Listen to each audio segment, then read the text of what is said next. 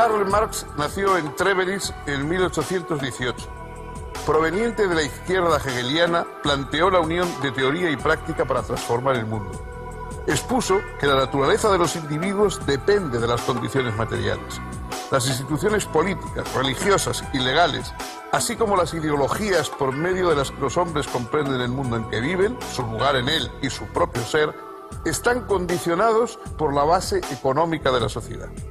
Por eso el hombre solo podrá realizarse plenamente en una sociedad verdaderamente racional y libre.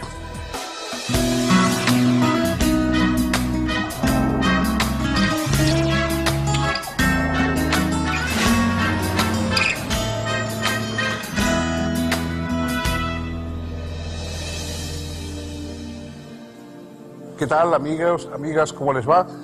Bienvenidos. Vamos a iniciar otra excursión por el orbe del pensamiento filosófico. Hoy vamos a hablar de un pensador que tuvo una suerte que rara vez suelen tener los filósofos. No solamente fue leído por unos cuantos, no solamente tuvo unos discípulos, no solamente tuvo una influencia en círculos académicos, sino que fue el promotor y el iniciador de un enorme movimiento de masas que trastocó la historia de grandes países europeos y que hoy todavía sigue siendo muy influyente en nuestro mundo. Carlos Marx fue un judío nacido en Treveris que fundamentalmente se dedicó a un estudio económico de la sociedad de su época. Antes también había estudiado efectivamente a los filósofos materialistas griegos de la antigüedad, Epicuro, Demócrito, y vivió en gran parte de su vida ganándose el sustento como periodista, y fue verdaderamente un periodista extraordinario. Tiene su fuerza, su ironía, su sentido despiadado del realismo cuando hace crónicas del mundo, es verdaderamente atractivo. Más allá de sus otras doctrinas, si uno lee libros como el 18 Brumario de Luis Bonaparte o otras crónicas de la actualidad de su época, siente toda la fuerza de un periodista de investigación, como se diría hoy, verdaderamente notable. El pensamiento de Marx se podría quizá resumir en una proposición, en una frase sobre uno de los filósofos que le estudió, Ludwig Feuerbach. Hizo un estudio con unas tesis sobre Feuerbach muy breves, y una de esas tesis, la número 11, que es la que ha llegado a ser más célebre, dice: los filósofos hasta hoy han tratado de comprender el mundo, pero lo que se trata es de transformarlo. Quizá eso es el resumen del impulso filosófico de Marx. No quiso simplemente comprender el mundo, sino transformarlo, pero naturalmente sabía que no se puede transformar la realidad sin haberla comprendido primero. Este es el planteamiento. A partir de esto, Carlos Marx desarrolló un pensamiento complejo y de un impacto histórico extraordinario. Si siguen ustedes con nosotros, vamos a hacer un resumen de toda esa historia.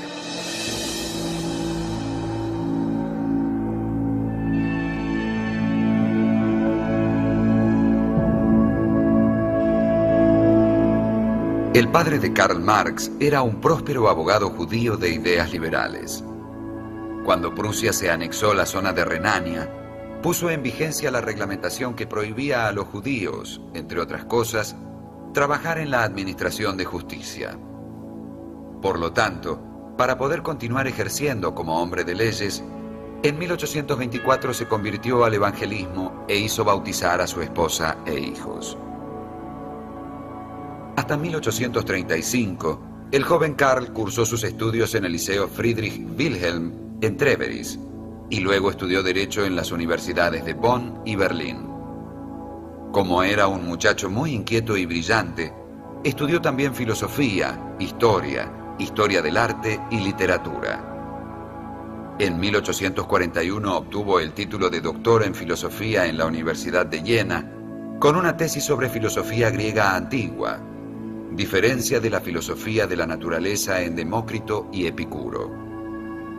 Sin embargo, decidió no seguir la carrera académica y docente, sino dedicarse al periodismo. Publicó así, en 1842, algunos artículos en diversos medios de la izquierda hegeliana, y pronto llegó a dirigir, en Colonia, un periódico liberal financiado por industriales renanos. Conoció por esa época a quien sería de ahí en más su mejor amigo y su más incondicional colaborador, Friedrich Engels. Al año siguiente, contrajo matrimonio con una amiga de la infancia, Jenny von Westphalen. En esos años, además, redactó varios ensayos entre los que cabe señalar el titulado Sobre la cuestión judía y concluyó su trabajo Crítica de la filosofía del Estado de Hegel.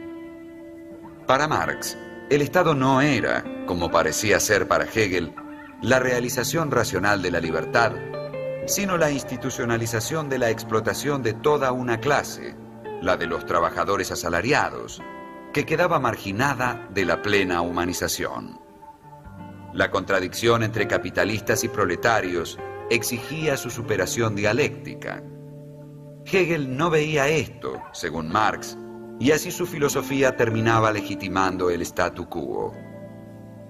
Sin embargo, no se trataba de rechazar a Hegel, sino de hacerle asentar firmemente sus pies en la materialidad de lo real, utilizando precisamente el principal descubrimiento hegeliano, la dialéctica.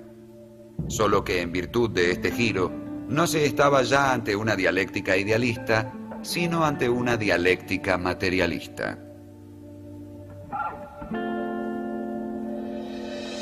Los materialismos de la antigüedad, el materialismo de un Demócrito, de un Epicuro, de un Lucrecio, eran materialismos, digamos, en el sentido científico, es decir, se explicaban que todo está hecho de átomos, que la realidad no tiene espíritu, sino que todo es cuerpo y cosas por el estilo.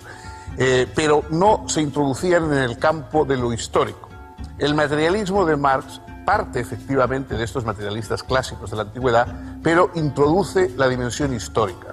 Lo importante no es solamente que todo el mundo es material, que todo el mundo está hecho de átomos y de cuerpos, es decir, que no hay elementos de espíritu sobrenaturales en la realidad, pero es que esto también influye en la historia. También los pueblos, las sociedades, el mundo, digamos, en que vivimos, está basado en condiciones materiales. Normalmente ponemos los ideales, las grandes palabras, las virtudes, la justicia, los más elevados sentimientos por encima de la realidad y no nos damos cuenta de que son, piensa Marx, las condiciones materiales las que determinan realmente las sociedades. Los seres humanos vivimos de acuerdo con nuestras posibilidades tecnológicas, de acuerdo con las desigualdades económicas, es decir, con la jerarquía que da el hecho de que unos posean y otros tengan que trabajar para los que poseen y para su subsistencia.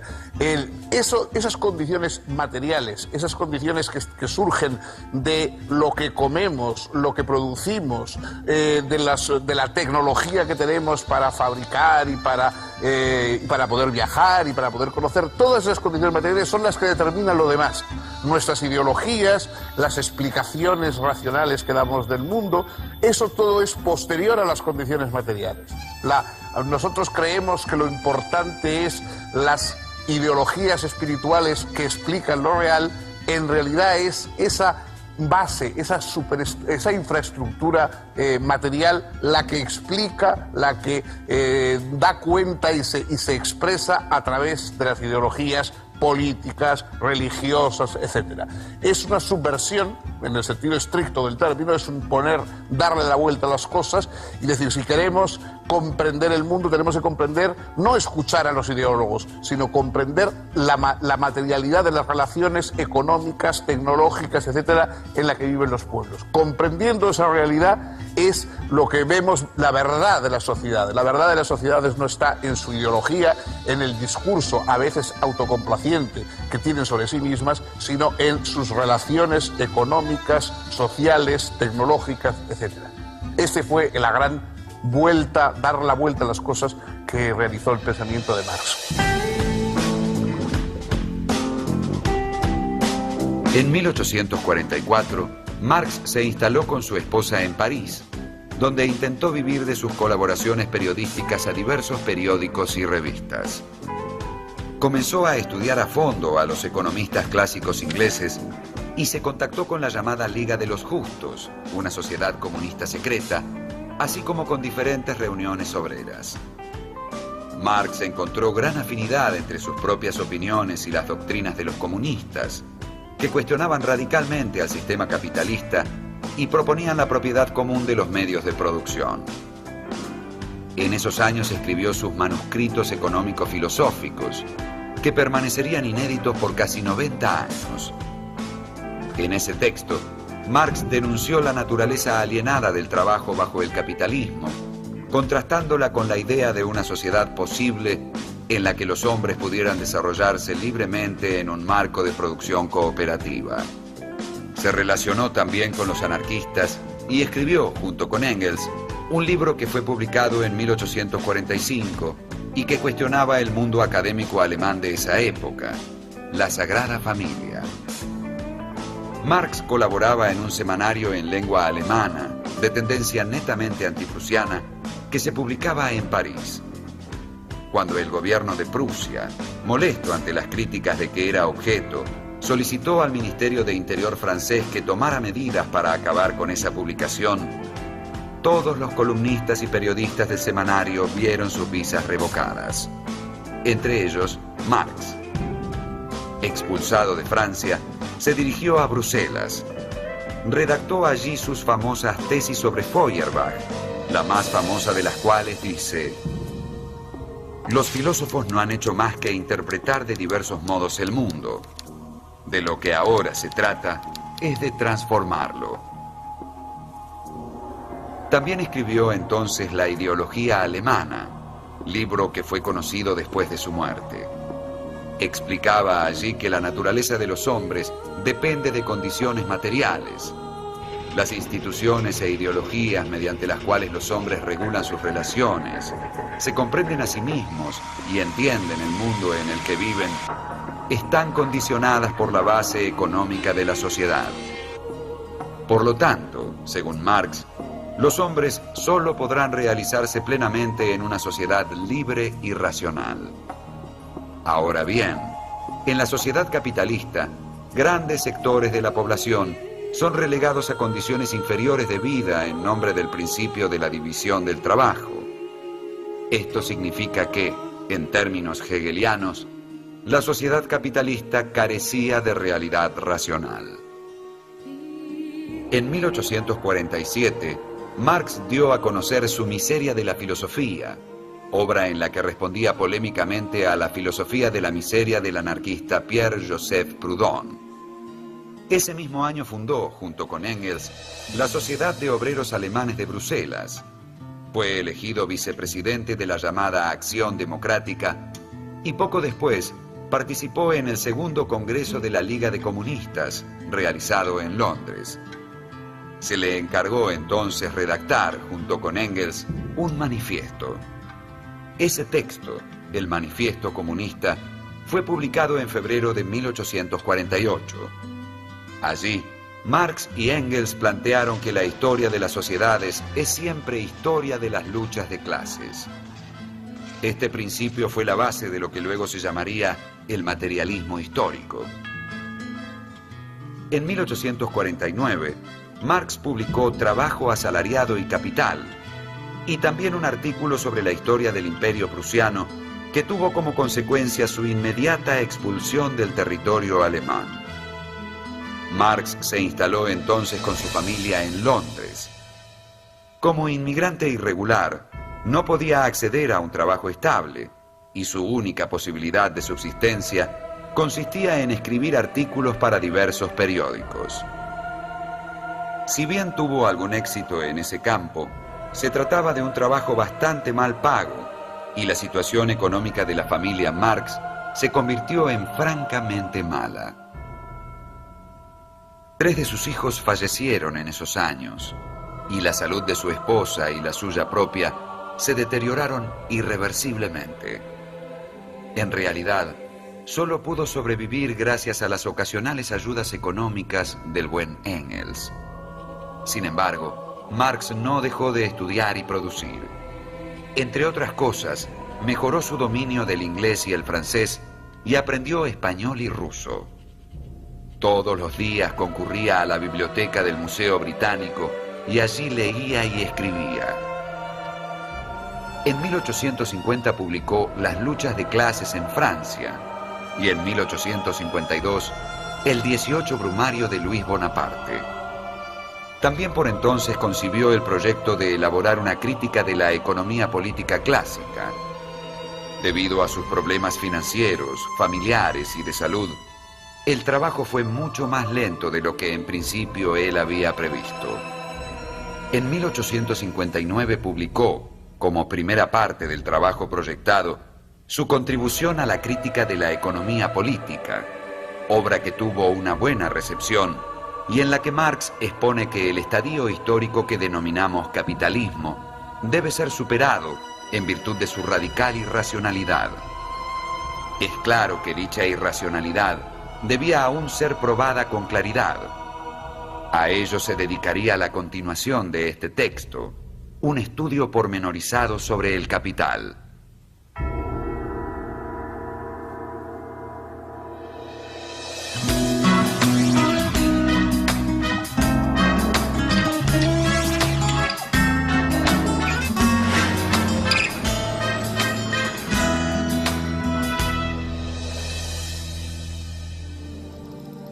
La fuerza de la obra de Marx se centra en un tema económico esencial. Es decir, Marx piensa que los seres humanos, que estamos obligados a trabajar para reproducir nuestras sociedades, para obtener los alimentos, el cobijo, la protección que necesitamos y, en fin, para desarrollar nuestra vida en común, los seres humanos, estamos alienados en el sentido de que la mayoría de nosotros no somos verdaderamente dueños de lo que hacemos y de nuestro trabajo. ¿Por qué?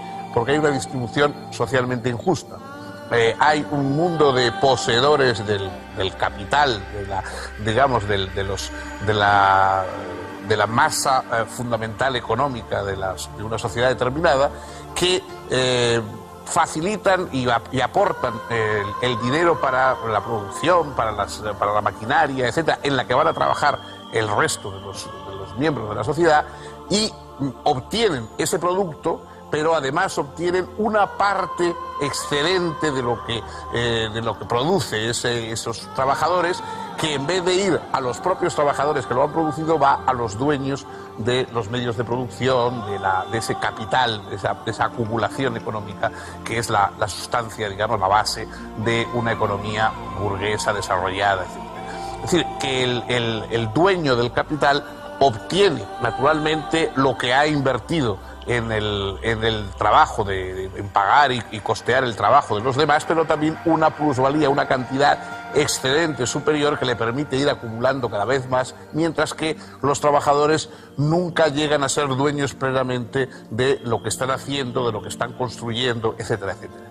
Bueno, esto es una teoría infinitamente mucho más compleja, mucho más rica, que escribió en su gran obra El Capital, y que ha dado lugar a un movimiento histórico. Es decir, el comunismo fue un grupo de personas que poco a poco se fue extendiendo a lo largo de Europa y que causó la revolución en Rusia, etcétera, de gente que piensa que ese capital no debería estar en manos privadas, sino que debería de alguna forma ser dueño todos los trabajadores también de ese excedente que están produciendo, y que eso se debería repartir igualitariamente en la sociedad. El Manifiesto Comunista es uno de los textos más célebres y más, extraordinarios como elemento subversivo, como evangelio, de una nueva clase, que se han escrito nunca. Y Marx no se limitó simplemente a ser un teórico, sino que a la vez impulsó todo este movimiento de renovación y de transformación, de acuerdo con su idea que no se trata solo de comprender el mundo, sino que hay que cambiarlo.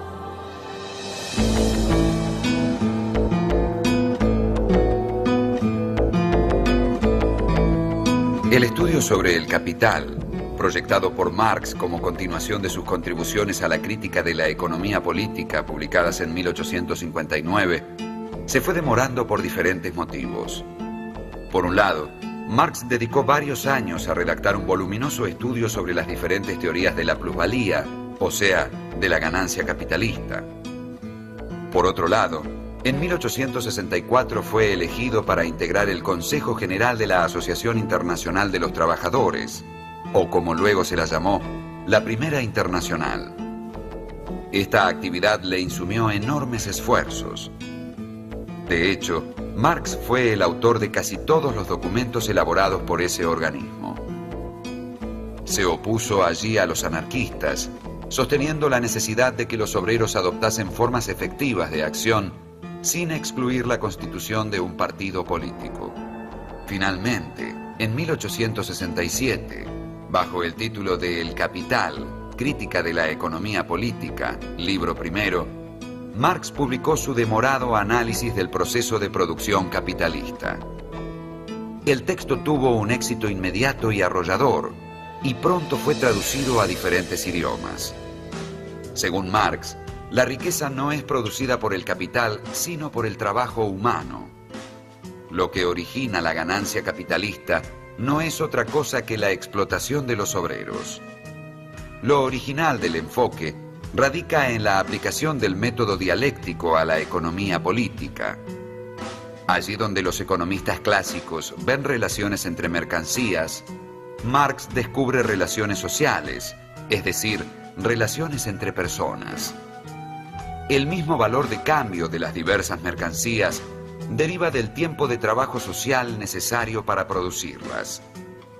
El uso del dinero y la cuantificación del valor de los artículos sugiere lo que Marx llama fetichismo de la mercancía, y que consiste en adjudicar a las cosas valores como si fuesen sus propiedades naturales, olvidando que toda valorización se resuelve en las mutuas relaciones de los seres humanos como productores y permutantes de bienes. Esa falsa conciencia que no ve más que relaciones entre cosas encuentra una particular expresión en la cosificación y venta de la fuerza de trabajo. En este simple hecho de considerar la fuerza de trabajo como una mercancía entre otras, que puede ser comprada y vendida en el mercado, consiste la explotación capitalista. Al vender su fuerza de trabajo, el asalariado recibe a cambio una cantidad de dinero igual al costo de su subsistencia y de otras necesidades que pueden variar históricamente. El propietario de los medios de producción paga esa suma y adquiere el derecho de utilizar la fuerza de trabajo del obrero, apropiándose del excedente de valor creado. Si, digamos, la mitad de la jornada de trabajo corresponde al valor de los productos necesarios para reproducir la fuerza de trabajo, la otra mitad es trabajo no pagado y apropiado por el empresario. Marx muestra que la producción de la plusvalía en el capitalismo solo es apropiación de trabajo no pagado. Ese trabajo excedente no pagado se va acumulando una y otra vez por la clase capitalista en forma expansiva. De hecho, el capitalismo puede ser definido como un sistema en el que el único objeto de la producción es aumentar sin límite tal acumulación de capital, en vez de satisfacer las necesidades de la comunidad. Aquí se encuentra precisamente la esencial irracionalidad del sistema capitalista que Marx revela. A partir de 1869, Engels pudo asegurar a Marx una renta anual fija para que pudiera despreocuparse del dinero. No obstante, su pésima salud y las muertes de su esposa y su hija mayor oscurecieron sus últimos años. Falleció en Londres el 14 de marzo de 1883. Poco antes, refiriéndose a quienes pretendían hablar en su nombre y representar su pensamiento como si éste fuese algo fijo y acabado, había declarado a Engels: «Yo, desde luego, no soy marxista». Los 2 volúmenes siguientes de El Capital habían sido terminados por Marx en los años inmediatamente siguientes a la aparición del primero, pero, sin embargo, siguió corrigiéndolos hasta su muerte. Sería luego Engels quien los revisaría y publicaría póstumamente. El libro segundo apareció en 1885 y el libro tercero en 1894.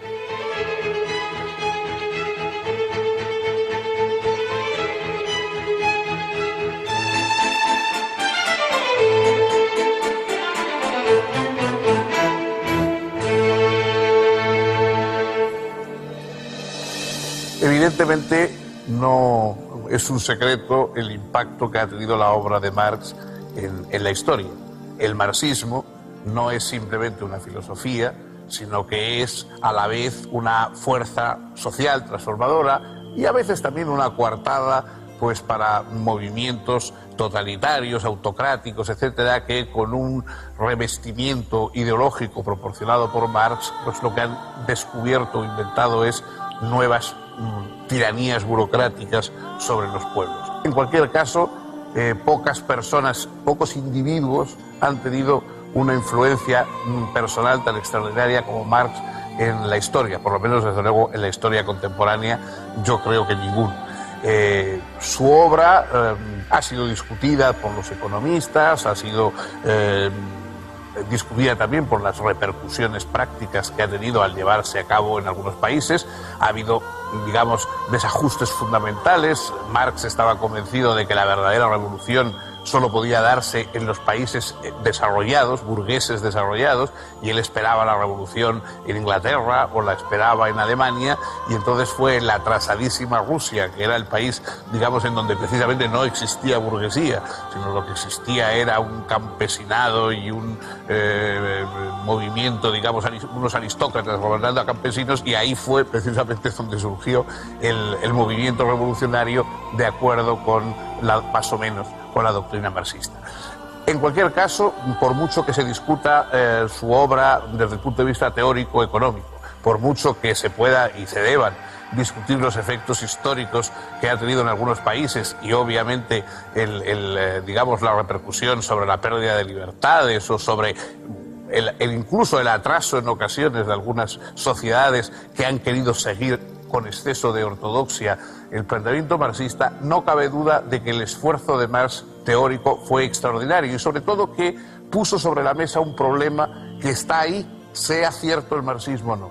Son las condiciones materiales las que forman las sociedades. Hasta que no se transformen, mientras el mundo esté dividido entre poseedores y desposeídos, entre los que pueden aprovecharse de la necesidad ajena y los que no tienen más remedio que hacer lo que les manden si quieren sobrevivir, mientras haya ese planteamiento, que no es un planteamiento que viene de los cielos, sino que surge de la organización de la sociedad, no se puede decir que habrá auténtica libertad en los países. Ese reto, digamos, del pensamiento marxista, más allá de que sus soluciones sean mejores o peores, sigue vigente y sigue siendo un problema a resolver por nosotros, por las personas, los ciudadanos que vivimos en él.